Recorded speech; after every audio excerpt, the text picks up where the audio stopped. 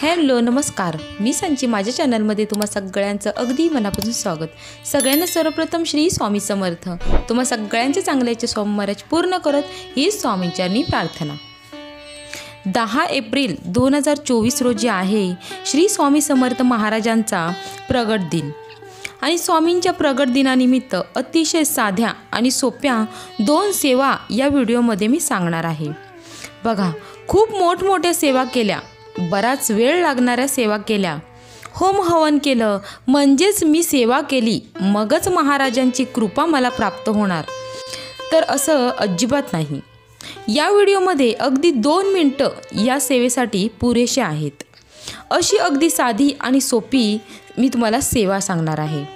आणि या सेवेने तुम्हाला जे काही हवं आहे, तुम्हाला हवं असेल मला फक्त माझ्या गुरूंची सेवा करायची आहे, तुम्ही तुमच्या गुरूंसाठीही सेवा करू शकता. आणि तुमची काही अडचण, तुमची काही समस्या असेल आणि तुम्हाला वाटते की मी प्रयत्न करूनसुद्धा या मार्ग मिळालेला नाही आणि कुठेतरी महाराजांची साथ हवी आहे, त्यांच्या आशीर्वादानेच हे काम पूर्ण होऊ शकेल, अशा कोणत्याही तुमच्या अडकलेल्या कामासाठी प्रयत्न करूनही जिथे तुम्हाला यश मिळालं नाही, अशा कामांसाठी तुम्ही ही सेवा करू शकता. आणि तुम्ही अनुभव घ्याल की 10 एप्रिल 2024 म्हणजे स्वामींच्या प्रगट दिनापर्यंत तुमचं जे काम आहे ते पूर्ण झालेलं असेल किंवा ते काम होण्यासाठी जे काही अडथळे होते ते दूर झालेले असतील आणि तुमचे जे काम आहे ते होण्याच्या मार्गावर असेल. 100% तुम्हाला या सेवेची अनुभूती, प्रचिती जी आहे ती नक्की येईल. पण विश्वासाने, श्रद्धेने ही सेवा करायची आहे.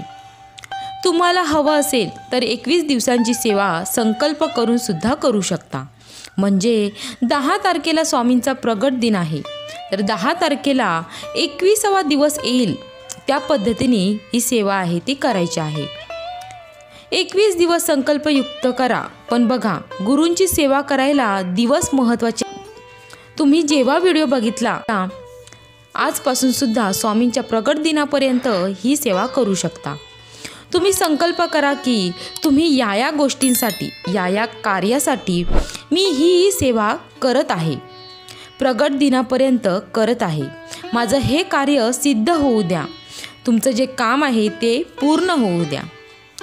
सेवा मुलं, मुली, स्त्रिया, पुरुष, स्वतःसाठी, आपल्या घरातील इतरांसाठी सुद्धा तुम्ही संकल्पयुक्त ही सेवा करू शकता. फक्त पहिल्या दिवशी तुम्हाला जे सांगायचं आहे, म्हणजे कशासाठी आणि कोणासाठी तुम्ही ही सेवा करत आहात, स्वतःसाठी करत आहात का, किंवा तुम्ही तुमच्या मुलांसाठी, तुम्ही तुमच्या पतीसाठी ही सेवा करत आहात का, हे तुम्हाला पहिल्या दिवशी सांगायचं आहे. सेवा सुरू करण्यापूर्वी आणि सेवा झाल्यावर महाराजांना प्रार्थना करायची आहे की यातून मला मार्ग दाखवा, माझं काम आहे ते पूर्ण होऊ द्या. आता गृहिणी आहात, तुम्ही घरी आहात, तुम्हाला वेळ आहे, तुम्ही सकाळ आणि संध्याकाळ दोन्ही वेळी ही सेवा केला तरीही चालेल. खूप लवकर तुम्हाला अनुभव येईल. बरेच जण कामासाठी, म्हणजे जे वर्किंग आहेत, ज्यांना वेळ नसतो, तर संध्याकाळी दिवे लागण्याच्या वेळी तुम्ही ही सेवा केलात तरीही चालेल. पण तुम्हाला तेही शक्य नाही आहे, तुम्हाला तेवढाही वेळ नाही, तुम्ही संध्याकाळी सुद्धा घरी येत नाही आहात, म्हणजे संध्याकाळनंतर तुम्ही घरी येत आहात, तर तेव्हासुद्धा तुम्ही ही सेवा करू शकता. देवाला, आपल्या भगवंताला भाव आणि भक्ती, आपली श्रद्धा महत्त्वाची आहे.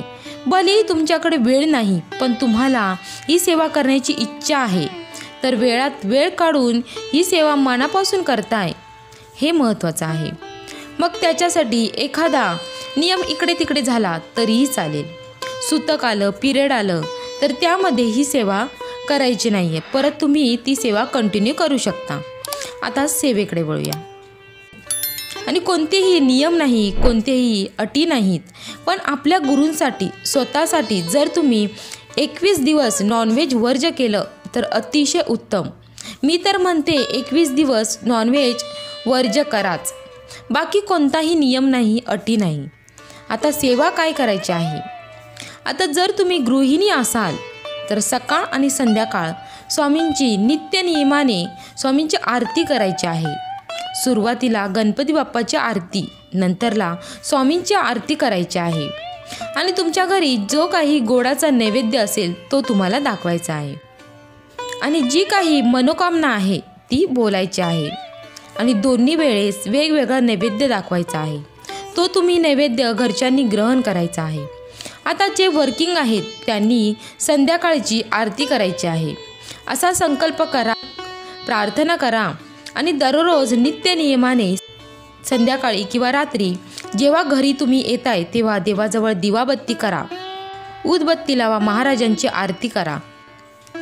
आरती तेलाने करायची नाही आहे, तर आरतीला नेहमी फुलवात घ्यायची आहे, त्याच्यामध्ये शुद्ध तूप टाकायचं आहे आणि त्याने आरती करायची असते।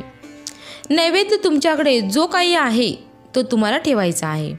बघा, अतिशय साधी आणि सोपी सेवा मी सांगितलेली आहे। मी कोणतेही पारायण सांगितलेलं नाही आहे, फक्त तुम्हाला आरती करायची आहे आणि मनोकामना बोलायची आहे, ते सुद्धा नित्य नियमाने। त्याच्यानंतरची दुसरी सेवा आहे ती म्हणजे स्वामी चरित्र सारामृतातला रोज 1 अध्याय पठण करायचा आहे।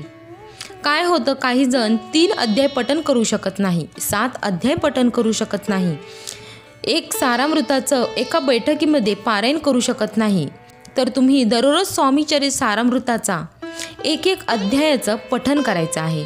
तर तुम्ही संकल्पयुक्त रोज 1 अध्याय पठण करायचं आहे, म्हणजे 21 दिवस तुमचं अध्यायाचं पठण होऊन जाईल। त्यानंतर आपल्या स्वामींचा प्रकट दिन साजरा करायचा आहे। अध्याय तुम्ही सकाळी वाचला तरीही चालेल, संध्याकाळी वाचला तरीही चालेल।